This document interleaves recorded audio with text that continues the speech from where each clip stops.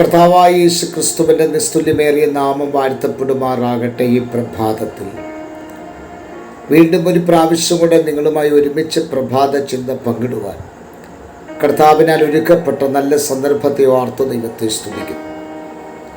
പ്രഭാത ചിന്തകൾക്കായി വളരെ പ്രാർത്ഥനയോടെ അവരോട് കാത്തിരിക്കുന്ന എല്ലാവർക്കും ധന്യനായ ഏകാധിപതിയും അടുത്തുകൂടാത്ത വെളിച്ചത്തിൽ വസിക്കുന്നവനുമായ യേശുക്രിസ്തുവിൻ്റെ നാമത്തിൽ എൻ്റെ പ്രഭാത വന്ദനത്തെ അറിയിച്ചുകൊണ്ട് നമ്മുടെ പ്രഭാത ചിന്തയിലേക്ക് പ്രവേശിക്കുകയാണ്.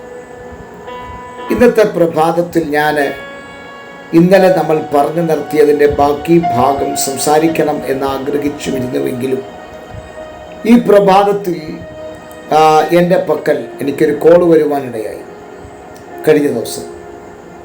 ആ കോള് എൻ്റെ ദീർഘകാല സ്നേഹിതനായ കർത്താവിൽ അനുഗ്രഹിതനും നല്ല ഒരു വേദാധ്യാപകനുമൊക്കെയായ ദൈവദാസൻ, ഞങ്ങൾ ഒരുമിച്ച് ഡൽഹി പട്ടണത്തിലായിരുന്ന ദൈവദാസൻ. അദ്ദേഹം ഇപ്പോൾ നാട്ടിലുണ്ട്. അദ്ദേഹത്തിൻ്റെ ഒരു കോളാണ് എനിക്ക് വന്നത്. ആ ദൈവദാസൻ എന്നോട് ഇന്നലെ പറഞ്ഞത് ഇങ്ങനെയാണ്: പാസ്റ്ററെ, ഞാൻ എല്ലാ ദിവസത്തെയും പ്രഭാത സന്ദേശം കേൾക്കാറുണ്ട്. കഴിഞ്ഞ ദിവസം യാക്കോബ് അപ്പോസ്തലൻ്റെ ലേഖനത്തിൽ നിന്നുമുള്ള നാവിനെക്കുറിച്ചുള്ള 10 ഗുണങ്ങൾ പാസ്റ്റർ പറഞ്ഞിരുന്നു. അതിൻ്റെ 10 ദോഷങ്ങൾ കൂടെ ഒന്ന് പറഞ്ഞ് ജനത്തെ മനസ്സിലാക്കിയാൽ നല്ലതായിരുന്നു എന്ന് അദ്ദേഹം പറയുന്നുണ്ട്. അപ്പോൾ അങ്ങനെയാണെങ്കിൽ ഇന്നത്തെ പ്രഭാതത്തിൽ ആ ഒരു വിഷയം പറഞ്ഞ് നാളത്തെ പ്രഭാതത്തിൽ നമ്മുടെ പഠന പരമ്പരയുടെ ബാക്കി ഭാഗത്തേക്ക് പ്രവേശിക്കാം എന്ന് ആഗ്രഹിച്ചു. അതുകൊണ്ടൊരു ബ്രേക്ക് ആണെങ്കിലും ദയവായിട്ട് ക്ഷമിക്കുമല്ലോ. നാവിനെക്കുറിച്ചുള്ള 10 ദോഷങ്ങൾ. അതിൽ ഒന്നാമത്തെ ദോഷം എന്ന് പറയുന്നത് നമ്മൾ കള്ളം പറയുന്നു എന്നുള്ളത്. പലപ്പോഴും നമ്മൾ അറിഞ്ഞോ അറിയാതെയോ കള്ളങ്ങൾ പറയുന്നവരാണ്. കള്ളത്തരങ്ങൾ കാണിക്കുക മാത്രമല്ല, അത് പറയുകയും കൂടെ ചെയ്യുന്നവരാണ്. അത് യിരെമ്യാവിൻ്റെ പുസ്തകം 8-ാം അധ്യായം 8-ാമത്തെ വാക്യത്തിൽ ഞാൻ ഈ പറഞ്ഞ കാര്യങ്ങളുണ്ട്. നമ്മുടെ നാവ് എന്ന് പറയുന്നത് ഒരു നുണയുടെ കള്ളത്തരത്തിൻ്റെ പേനയാണ്. എത്ര കള്ളത്തരങ്ങൾ വേണമെങ്കിലും മെനഞ്ഞെടുക്കാൻ നമ്മളെപ്പോലെ സൃഷ്ടിക്കാൻ കഴിവുള്ളവർ വേറെ ആരുമില്ല എന്നാണ് എൻ്റെ ചിന്ത.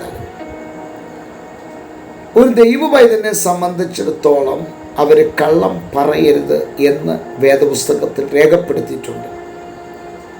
നമ്മൾ ഭോഷ്ക് പറഞ്ഞാൽ, നമ്മൾ കുരള പറഞ്ഞാൽ, നമ്മൾ കള്ളം പറഞ്ഞാലുള്ള ദോഷം എന്താണ്?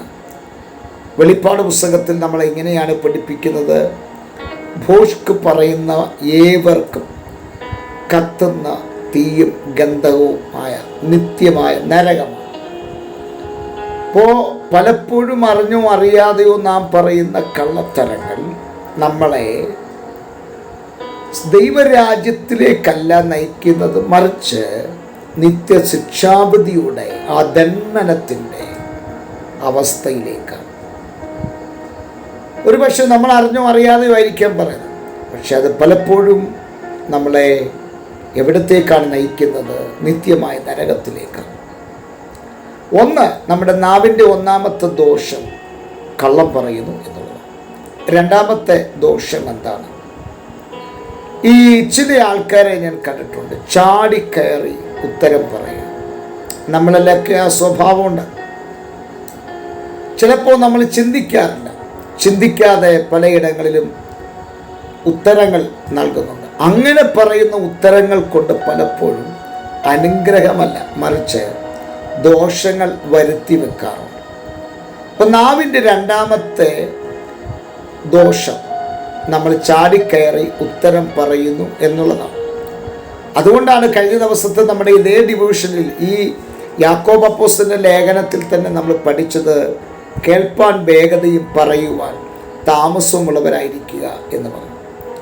ഇനി മൂന്നാമത്തത് എന്താണ്? കുറ്റം പറയുക എന്നുള്ളത്. നമ്മുടെ നാവിൻ്റെ മൂന്നാമത്തെ ദോഷം. എനിക്കറിയാം ധാരാളം പ്രിയപ്പെട്ടവരുണ്ട്, ഇല്ലാ കഥകൾ മറ്റുള്ളവരെ കൊണ്ട് പറഞ്ഞ് ഉണ്ടാക്കി അലിഗേഷൻസ് ഉണ്ടാക്കാൻ ഇതുപോലെ മിടുക്കരായ കുറേ പേര് നമ്മുടെ സമൂഹത്തിനകത്തുണ്ട്.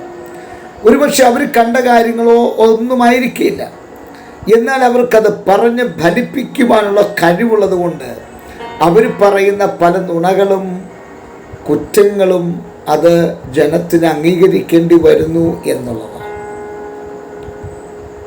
3, കുറ്റം പറയാനാണ് നമ്മുടെ നാവ് ഉപയോഗിക്കപ്പെടുന്നത്. അപ്പോൾ രണ്ടാമത്തെ ആ ഭാഗത്തിൻ്റെ റെഫറൻസ് ഞാനൊന്ന് പറയാം. സങ്കീർത്തനം 101:5 ചാടിക്കയറി ഉത്തരം പറയാം. 3-മത്തത് ഞാൻ പറഞ്ഞതിന് യാക്കോബ് 4:11 കിടപ്പുണ്ട്. ഇനി 4-മത്തത് യാക്കോബ് 3:9. നമ്മൾ വാഗുകൊണ്ട് കർത്താവിനെ ശ്ലാഘിക്കുന്നവരാണ്, പക്ഷേ പലപ്പോഴും അതേ അധരം കൊണ്ട് മറ്റുള്ളവരെ ശപിക്കാറുണ്ട്. അതുകൊണ്ട് തന്നെ ലേഖനത്തിൽ രേഖപ്പെടുത്തിയിരിക്കുന്ന ഒന്ന് എന്താണ്? അവിടെ രേഖപ്പെടുത്തിയിരിക്കുന്നത് നമ്മൾ കുറ്റം പറയുന്നു, മറ്റുള്ളവരെ ശകാരിക്കുന്നു, മറ്റുള്ളവരെ ശപിക്കുന്നു, ഒരേ അധരം കൊണ്ട്. കർത്താവിനെ സാക്ഷീകരിക്കുകയും അതുപോലെ തന്നെ അതേ അധരം കൊണ്ട് നമ്മൾ എന്ത് ചെയ്യുന്നു? മറ്റുള്ളവരെ ശപിക്കുന്നു. ഇനി 5-മത്തെ കാര്യം, സദൃശ്യ 18:6 മൂഢൻ്റെ അധരം കലഹത്തിൽ പ്രവേശിക്കുന്നുവെന്നാണ്. ഇവിടെ കലഹം എന്നുദ്ദേശിക്കുന്നത് വാദപ്രതിവാദമാണ്, തർക്കങ്ങൾ. അതുകൊണ്ടാണ് അപ്പോസ്തലനായ പൗലോസ് പറഞ്ഞത്, ഒരുവൻ തർക്കിക്കാൻ ഭാവിച്ച അങ്ങനെയുള്ള മര്യാദ ഞങ്ങൾക്കില്ല, ദൈവസഭയ്ക്കും ഇല്ല എന്ന്. അപ്പോൾ തർക്കങ്ങൾ നമ്മുടെ നാവ് ഒരുപാട് ദോഷം വിതയ്ക്കുന്നു എന്നുള്ളതാണ്. 6-മത്തത് പരദൂഷണമാണ്. 1 തീമോഥെയോസ് 5:13 അനുസരിച്ച് വീടാന്തരം കയറിയിറങ്ങി പരദൂഷണം പറയുന്ന സ്വഭാവമുള്ള ആൾക്കാരെ എനിക്കറിയാം. നമ്മുടെ നാവിൻ്റെ 6-മത്തെ ദോഷം എന്ന് പറയുന്നത് പരദൂഷണം പറയുക. 7-മത്തെ ഭാഗം ക്രോധവാക്ക്.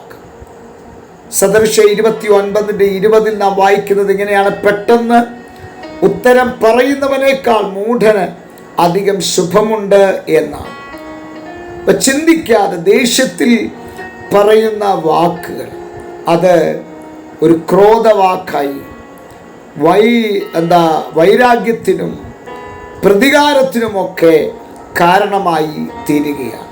8-മത്തത് ഡംഭം പറയൽ, അതായത് സെൽഫ് എക്സാഗുറേഷൻസ്, സ്വാർത്ഥത, പൊക്കിപ്പറയാൻ, നമ്മളെ തന്നെ. ചില ആൾക്കാരൊക്കെ പറയുന്നതല്ലേ, ഞാനത് ചെയ്തത് കൊണ്ടാണ്, ഞാനിങ്ങനെ ചെയ്തത് കൊണ്ടാണ്, നിങ്ങൾക്കതുണ്ടായത് ഇതുണ്ടായത് എന്നിങ്ങനെ സ്വയം പൊക്കിപ്പറയാൻ, ഡംഭിച്ച് സംസാരിക്കുക. സങ്കീർത്തനങ്ങൾ 12:24 നാം നമ്മുടെ നാവ് കൊണ്ട് അല്ലെങ്കിൽ അധരം കൊണ്ട് ജയിക്കും എന്നൊക്കെ ഇങ്ങനെ ഡംഭിച്ച് പറയുന്ന വാക്ക്. 9 കഠിന വാക്കാണ്. 9-മത്തെ ദോഷം കഠിന വാക്കാണ്.